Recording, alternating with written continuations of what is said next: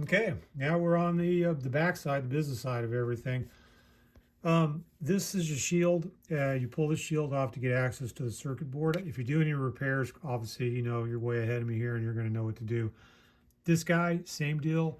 It was you know, Waffle House time, covered with flux. The worst flux I've ever seen in my life. So it took me about 30 minutes with the flux and a brush and Q-tips to get all this. It's nice and clean now. It was not when I started, and will probably give you trouble in human environments. So clean it. Just be careful not to get a ton of flux remover to go through the holes in the board and go onto the parts, because that'll just introduce more problems than it solves. So get the flux off. You may be able to get away with it. I wouldn't recommend it based on my experience, but if you want to, you can just leave it alone. But I got mine clean and it works great. So that's the electronics. These are the heads, and if you see these wires over here, these are direct connections to the heads. I'm gonna do another segment on external preamps, but that's another segment. Another board, cleaned it. This is power, but I did it anyway, nice and clean, just while I'm in here. This is the capstan, and this is the flywheel. So these two screws come off. There's a plastic bearing. This entire, you pull the belt off, take the flywheel and capstan straight up and off.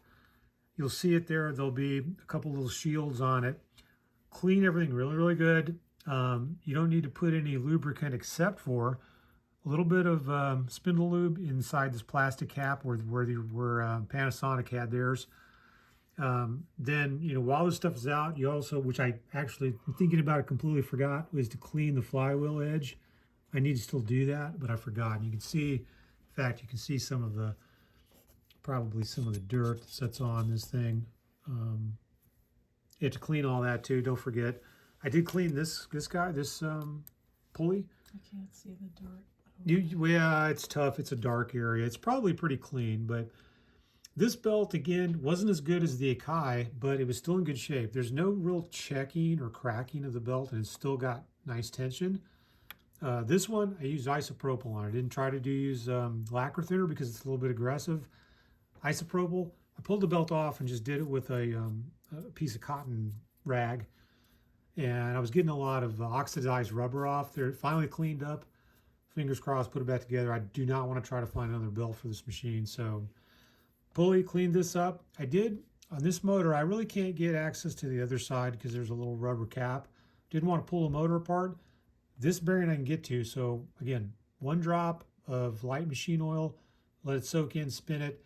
At least we got the bottom bearing, and so there's the lubrication for all of the drives. Last piece on this unit is this transport mechanism right here. So this is what happens when you're sliding tapes in and out. All the stuff's moving around. You can see the grease.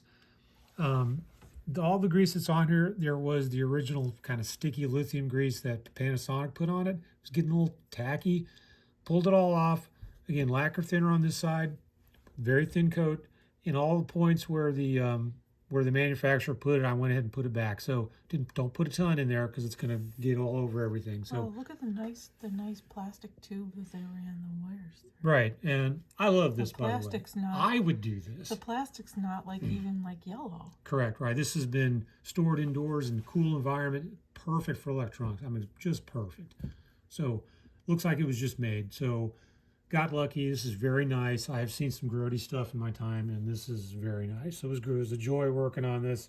Not a whole lot of deterioration or anything other than some little foam gaskets around the meter, which I may cover later.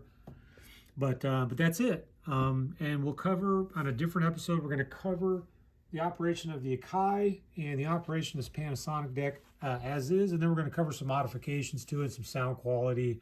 You start talking about 8-tracks and what's going on with those guys. But that's it for that. See you later.